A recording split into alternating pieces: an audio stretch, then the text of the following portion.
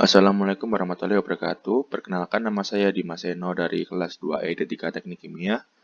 Di video ini saya akan menjelaskan tentang praktikum pengendalian proses yang berjudul pengendalian tekanan. Jadi berikut adalah gambar PNID dari pengendalian tekanan. Nah, jadi yang pertama yaitu udara bertekanan. Ini dari kompresor masuk ke unit peralatan, kemudian akan split atau memisah menjadi dua cabang. Ada yang ke atas dan ada yang ke kanan.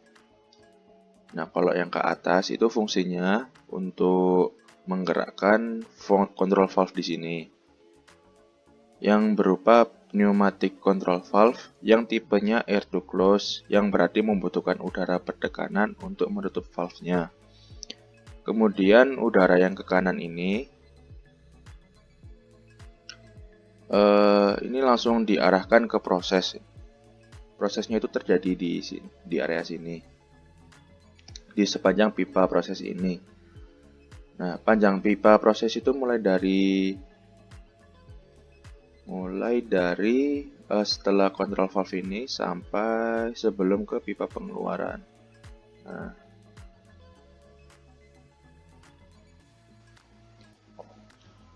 Nah, pipa keluaran itu bisa diset menjadi dua, ya, bisa lewat tangki dan bisa tanpa tangki. Nah, jika lewat tangki, maka V4 ini ditutup, kemudian V3 dibuka, V5 dibuka, maka udara akan masuk ke dalam tangki dahulu, kemudian keluar meninggalkan sistem. Nah, kalau tanpa tangki, maka V3-nya ditutup, V5-nya ditutup, V4-nya dibuka. Dia akan langsung dilepas keluar sistem langsung.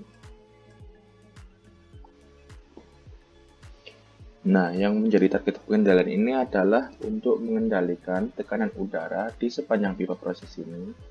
Jadi tekanan di sini yang kita kendalikan. Untuk mengetahui tekanan di sini, udara bertekanan pada pipa proses ini akan diukur melalui sensor di P4 yang bernama pressure gauge.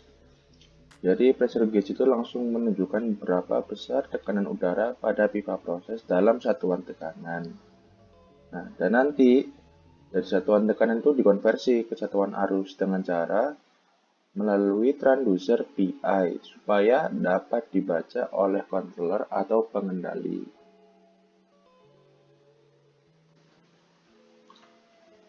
Nah, setelah sinyal arus dari transducer tadi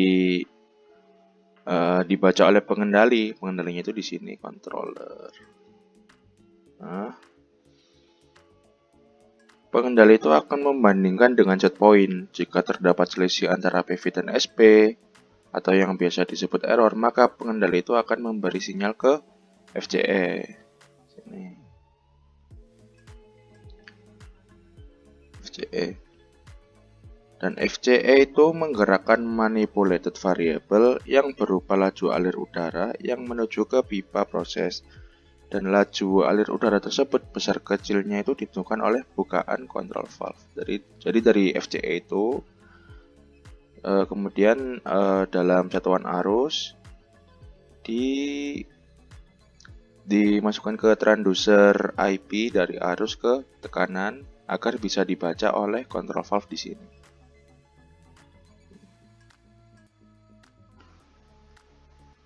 Coba permisalan ya.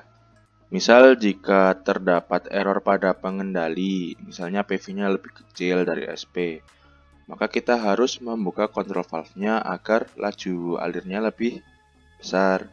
Maka yang dilakukan pengendali adalah menurunkan sinyal kendali supaya suplai udara bertekanan yang menggerakkan control valve bisa dikurangi karena valve yang kita gunakan bertipe air to close. Jadi semakin sinyalnya diturunkan, suplai udara akan menurun dan valve-nya ini pasti akan lebih terbuka. Nah, karena semakin terbuka, maka udara yang masuk ke pipa proses akan semakin besar. Karena MV-nya naik, maka tekanan yang terbaca di P4 juga akan naik dan harapannya akan sama dengan set point. Kemudian misal ya, V6-nya itu dibuka. maka tekanan pada PV kan akan berkurang.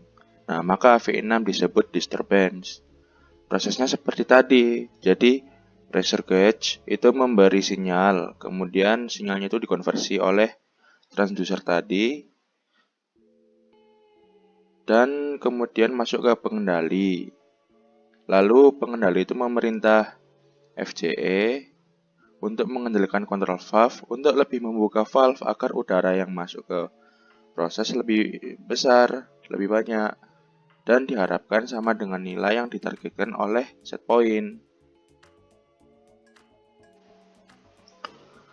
Dengan cara memberi tekanan udara lebih sedikit ke kontrol valve.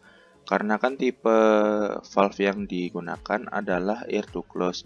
Jadi jika dia mendapatkan tekanan udara yang sedikit, maka valve itu akan lebih terbuka lebar. Nah, dari penjelasan tadi, kita dapat menentukan variabel yang menentukan proses tersebut. Yang pertama adalah manipulated variable, yaitu laju alir udara menuju pipa proses. Kemudian disturbance-nya yaitu laju alir udara keluar V6. Kemudian PV-nya atau proses variable yaitu tekanan udara di sepanjang pipa proses. Kemudian set point atau SP yaitu nilai tekanan udara sepanjang pipa proses yang diinginkan atau ditargetkan. Kemudian untuk jenis control valve yaitu pneumatic valve, yaitu air to close atau valve open. Nah, kemudian diagram blok. Yang pertama itu udara masuk ke proses, kemudian diukur oleh pressure gauge ini, kemudian diterima oleh transducer untuk dikonversi dari satuan tekanan ke satuan arus. Kemudian diterima oleh controller ya untuk dibandingkan nilai PV dengan nilai SP yang diinginkan.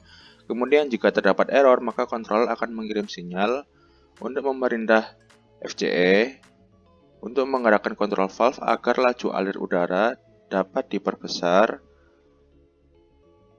atau dapat diperkecil sesuai tekanan udara yang dikehendaki.